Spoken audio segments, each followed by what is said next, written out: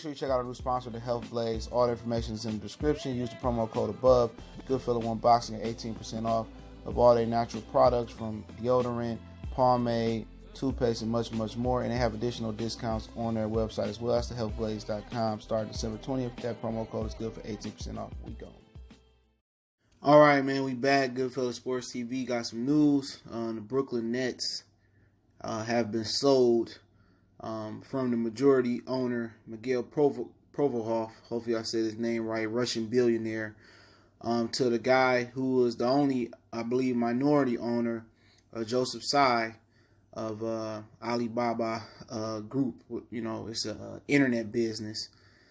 They like the fourth or fifth biggest internet business, obviously behind like Amazon and a few other companies as well. But hey, we back, Goodfellow Sports TV. Let's talk a little bit about the deal and also some Carmelo Anthony rumors going around. And I'll get to that towards the end of the video. So,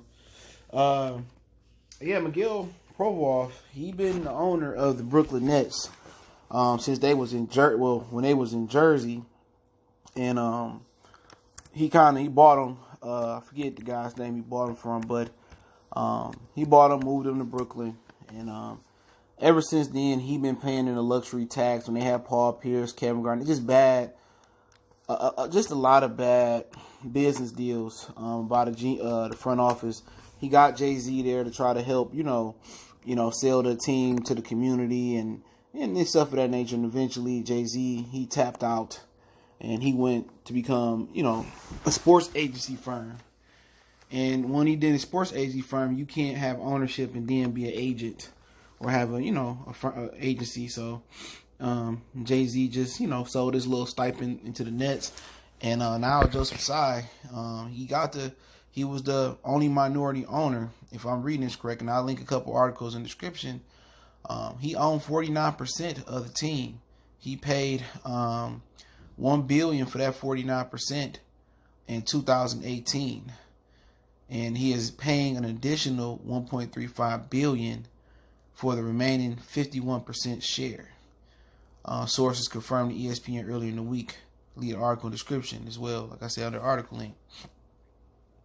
He will pay another $1 billion. This is the one that may affect maybe boxing, possibly.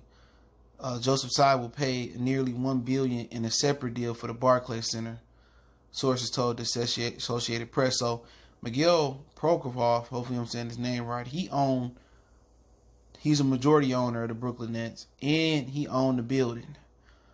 So he just washing his hands, and just from my opinion, he like, you know what? Let me sell while the team look attractive. He only paid like $230 million for the team.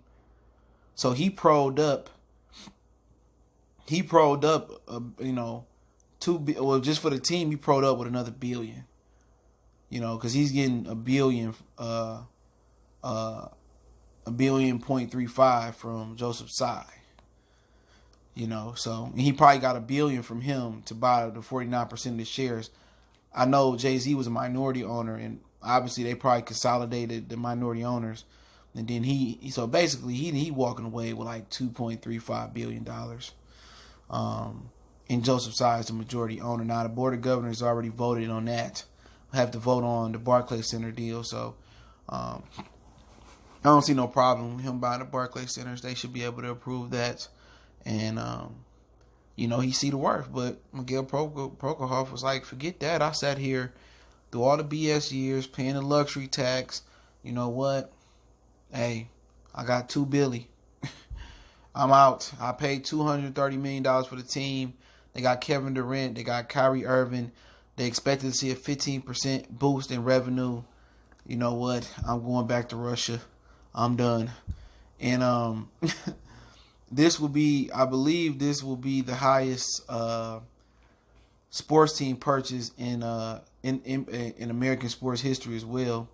It says the $2.35 billion total value of the deal for the team, not including the arena. Okay, that didn't include the arena, so it could be $3 billion. Makes it the largest purchase price of an American professional sports team, surpassing the $2.2 billion David Tapper by the Carolina Panthers, and Till Frieda, who bought the Houston Rockets, still own them.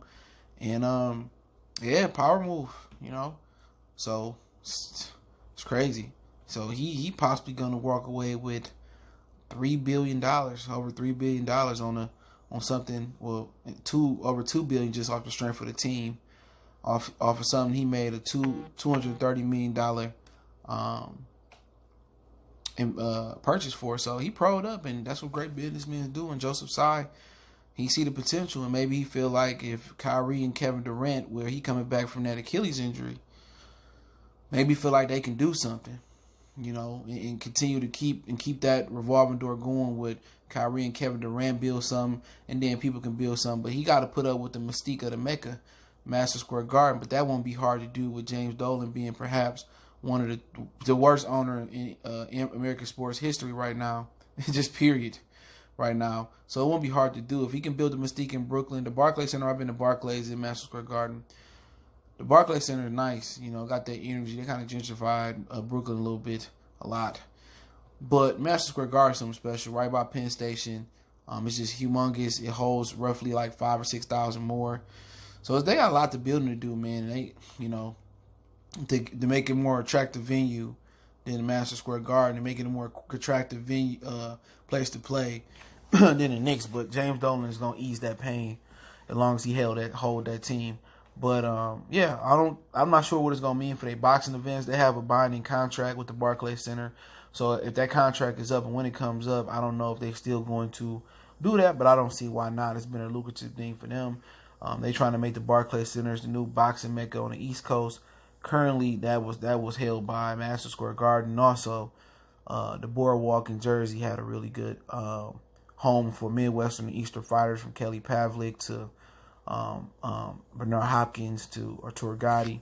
So I had a nice little home there. But Carmelo Anthony is allegedly working out with some Brooklyn Net players. I believe they said maybe in LA. All that's in the ESPN article. Just watch the video. And Carmelo Anthony, I guess they thinking like the Nets should sign him, or more may sign Carmelo Anthony. You know, at the end of the day, he was there the last game to wish Dwayne Wade off last year in Brooklyn. And he acted like he was going to shoot the ball. They're missing Kevin Durant for a year. So, you know, maybe you get a motivated Carmelo Anthony. But for me, Carmelo Anthony just don't seem like he humbled, you know, because he was just arrogant. I did a few videos on how he was jealous of Chauncey Billups when they made it to the Western Conference Finals in Denver after the Iverson-Billups trade. And Chauncey came out and just said he cared about scoring 32 much. All that is true. I heard about Carmelo, but seemed like he might be humble. But for some reason, just Carmelo Anthony and Kyrie Irving personality just not going to mesh for me. I'm not sure that Kyrie and Durant's going to mesh, but you know what? Kyrie is not an 82-game player. He a load management guy, and they going to need somebody that can carry the load. So this may be the ideal fit. You know what? I hope Brooklyn do roll the dice so I can stop hearing about people saying how Carmelo not in the league. It's all behind the scenes stuff.